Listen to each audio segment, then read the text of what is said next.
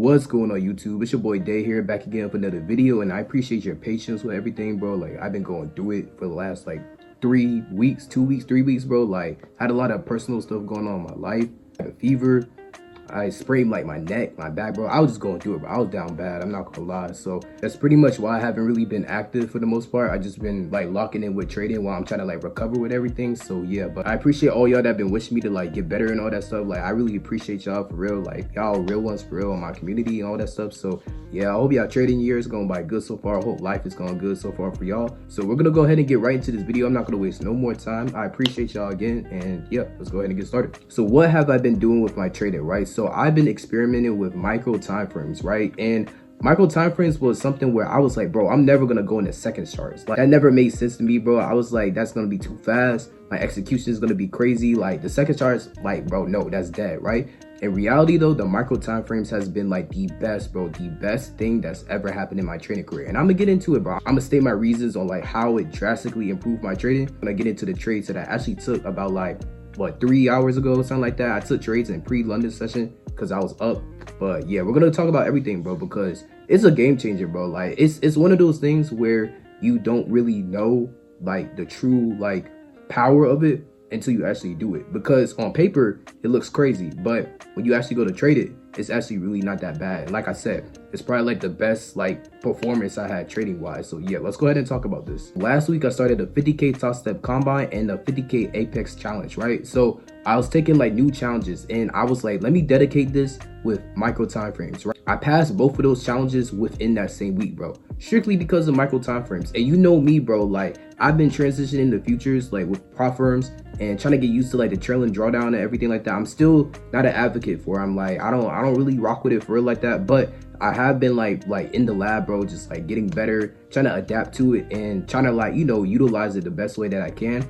And it's not that bad, bro. I'm not gonna lie, it's really not that bad. If you do not know basic market structure in general, bro, I'm not gonna lie, trading is gonna be tough for you because market structure is like the base. You can have all these different trading styles, but they all basically fall into market structure, right? Market structure is really important because that's how the market moves, bro. Like, I'm telling you, bro, you can't put away market structure, and it's basic, bro. It's kind of like learning your ABCs, right? So I highly recommend you to watch the Oil Exchange video about basic market structure, or you can find like any like basic market structure video, but this is the one that I've used to like basically learn how the market moves. Go ahead and check that out, or any other video that you can to learn about market structure.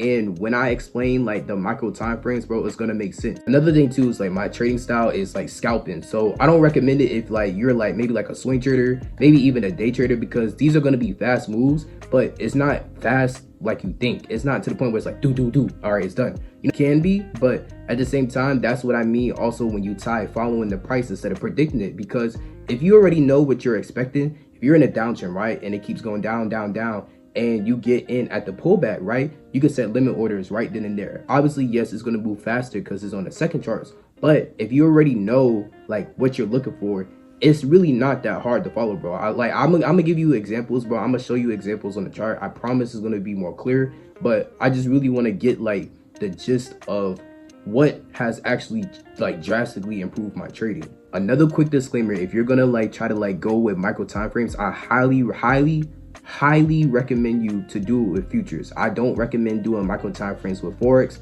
The spreads are like too big to be trading on a 15-second or 30-second chart or like a 5-second chart, right? If you want to kind of like apply like this type of style, I highly recommend you to like stick with the 1 minute with Forex charts. It still work the same way. It's just more like setups and opportunities on like the micro time frames. Let's say we're in a downtrend, right?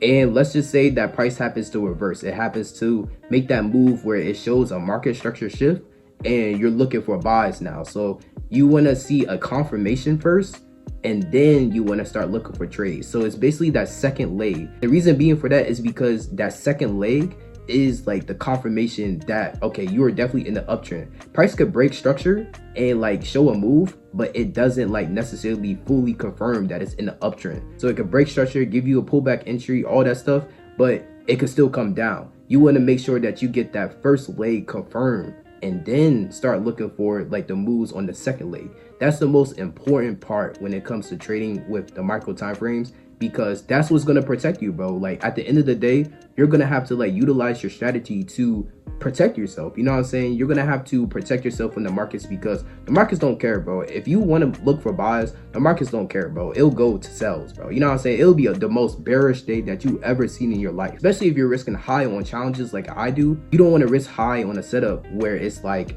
not A+ quality. You know what I'm saying? So that second leg confirmation is like the key thing that I look for. Let's just say you're in an uptrend and you see price going up and up and up, right? Down, boom, it makes a move down and it breaks market structure. So it has some market structure shift. You want to wait until price actually shows another move down. You don't want to just get in at the first move where it just broke that market structure because you don't have confirmation, right? Even like the third leg, you can even wait for the third leg to see. And when I say legs, I mean pullbacks, right? So the market pulls back. When it goes up, it comes down a little bit, then go back up. When it goes down, it comes up a little bit and then it goes back down, right? One thing I will say is there may be certain times where you do want to trade and you don't want to trade. And I'll give you a perfect example. Let's say 9:30, the New York Stock Exchange, right? 9:30 a.m. Eastern Standard Time. That's when price like really go crazy. Like price may be so like uncontrollable that there may not even be like a valid trade. Like, or maybe there is a valid trade, but it's instantly gonna get like stopped out or it's instantly gonna hit TP, but you don't want like crazy movement. One thing I will say is I really love using micro time frames like around like maybe like 10 o'clock a.m., maybe around like 9:45, maybe like around times where it's like not like crazy volatile, like off rip, boom, New York Stock Exchange open, off rip 8:30 a.m. news, like we're waiting to 8:35. No, like I like to like trade it when markets are kind of like calmer. That's why when I took these trades today, I'm glad that I took it in pre-London because London obviously isn't as like manipulative and like crazy as New York session, right? So that's pretty much all I've really been doing with micro time frames, bro. Like it's really nothing special. That's why this video may seem kind of like bland because it's really nothing to like explain. It's like the same basic market structure just on a different time frame, right?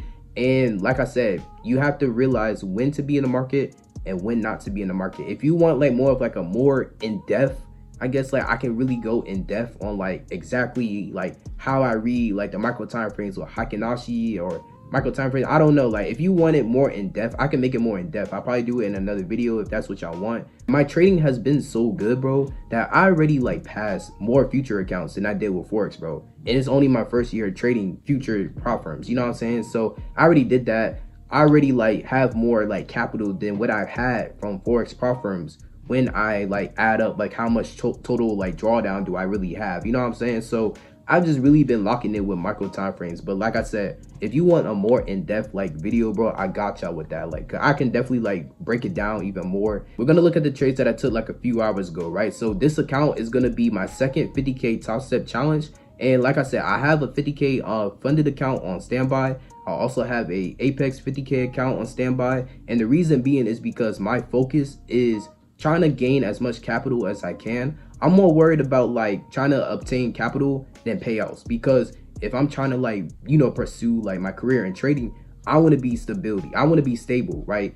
I need to be stable. So I need to have accounts. Get in a funded account, boom, holding it to the side. I just kind of like repeating that process. So then by the time when I actually go to trade and build up capital, and let's just say I happen to lose an account, right? Boom, I have another account right then and there. You know what I'm saying? So as soon as I got on the charts, I went on a 15-second chart and I was looking at price like going in this uptrend. And I noticed that it created a market structure shift to the downside. So once it created a downside move and it pulled back and continued down, I was like, okay, this is a really good opportunity to find those top tier quality setups, because now we have confirmation that price is in a downtrend. I don't know exactly how far price is gonna go, so that's why I only go for like 1 to 2 moves. Like in this example, I took 3 trades, but most of the time I really just take 1 or 2 trades and then I'm done for the day, right? Like I said, I like to risk high on the challenges, and then I like to risk accordingly on like funded accounts. But I'm really only looking for like 1 to 2 moves. I don't like being in the markets all day. How I like to utilize getting into micro time frames is with Fibonacci's. And with Fibonacci's, I only like to look for a price to retrace into the 50% zone and then like continue into my intended direction. Sometimes price will come to the 61.8, but for the most part, I usually just like to use like the 50 zone. So I'll like draw my tool from like top to bottom, then I'll wait for price to come back to the 50 zone. I already have like a limit order set or something. Like maybe sometimes like if it is like kind of too fast, I'll get in at a market execution, but most of the time like all my trades I'm able to get in like thanks to like limit orders and stuff like that. So I already know what I'm looking for. That's how you can like really understand that micro time frames aren't really like that crazy as like it may seem. Like if you set that limit order right, you don't gotta like try to get into the market execution. You don't gotta try to like get in a trade automatically with this like faster movement. You could just already have like a sell setup or a buy setup right then and there. When price get to that area, boom, you're in the trade. So that's like really key too when it comes to like trading micro time frames, low key. So I start my Fibonacci from high to low, like follow my cursor. I don't have my computer right now, I'm just like talking over the recording, but follow my cursor. I'm following it from high to low. So once I follow it from high to low, I place a Fibonacci there, place a Fibonacci at the endpoint, or you can already see where the 50% level is. So that's where I'm gonna be setting my sell limit for, right? As soon as price gets to that point, boom, I'm in a trade and I'm expecting it to continue down. And that's exactly what happened. And I was able to get in my trade, boom, I took it down and I got my 1-to-1, right? So now you can see that price made another like continuation to the downside. Where am I gonna start my fib? At the highest point of that retracement. Once I start at the highest point of retracement, then I could put it at the end point to where price has retraced on that other leg. I'm now on the third leg. Remind you, we already took the second leg and we got a W on that, right?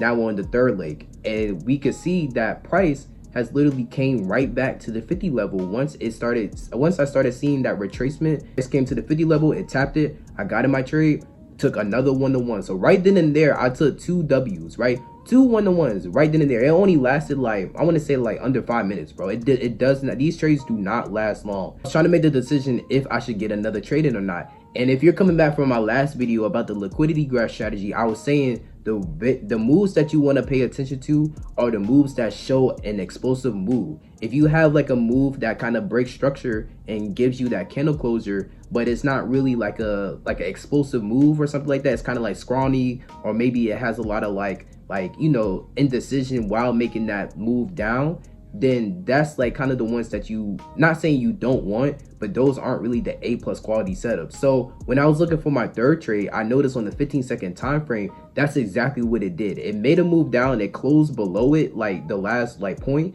but it wasn't like the move that I was looking for. It didn't feel A+ quality to me. It felt kind of more like B+ quality setup, and I wasn't trying to trade B+ quality setups. I only trade A+ quality setups when I'm taking combines or challenges, you know? So what I did was I went to the 30-second time frame and I realized that price actually gave a really good move. So having that said, I went to go ahead and start my fib like the same way how I traded the 15-second chart and how I traded those like 2 setups, those 2 winning trades, is exactly what I was doing on the 30-second time frame, because I felt more confident with this trade being A+ quality setup compared to the 50-second chart third leg move, where it was kind of like this doesn't feel like it can like hold, you know what I'm saying? So in the 30-second time frame, I placed my fib from high to low, then price started to retrace. So boom, I already had my 50 level set. I could see clearly where I want to get in my trade. Price got to there, boom, it gave me another 1-to-1, and that was it. That was literally it, bro. Like that trading session, that whole trading session literally took like probably under like 20 minutes, maybe under like 15, 20, something like that. It was not long, bro, because these moves be happening back to back to back. Even after I took my third winning trade, I was done, right? So I wasn't really looking at the charts. Well, when I came back and looked to see what happened later on, price even made another move down. So it made 4 legs. Within those 4 legs, bro, you literally have 4 chances to get a 1-to-1. That's 4%. If you're risking 1%, that's literally 4%. Now later on in my career, I'm applying micro time frames to that market structure. Then I'm applying like following price instead of trying to predict the moves. And that's really literally all I did, bro. All I did. And I'm not saying like, oh, it's like super easy, like this is all you gotta do. No, bro, because I'm a scalper. Like I said, my trading style is scalping. This could be looked at as aggressive scalping. If you don't like seeing like fast movement, then you're not going to be used to it, right? The same concepts can apply on different time frames, but I will say like with micro time frames, it gives you more of an not saying more of an edge, it gives me more of an edge. Me personally, with my trading style, it gives me more of an edge. Yes, you can hold for more if you want to, if you're really confident in that trend. Every single trade that I've been taking with futures preference, bro, I literally been taking 1-to-1s, bro. There might have been one time when I wasn't trading the micro time frames, when I took maybe like 2-to-1s, or y'all saw it on my liquidity strategy video actually. Yeah, bro, like y'all just been like a W community, bro. Like y'all really been like supporting, y'all been on y'all grind, bro. Like y'all motivating like crazy, bro. So that's why I really want to like provide as much knowledge and information that I can. So I appreciate you for tuning in, and that's really all I really got today. So yeah, so be blessed, be safe, and I'm gonna go ahead and catch y'all in the next one. So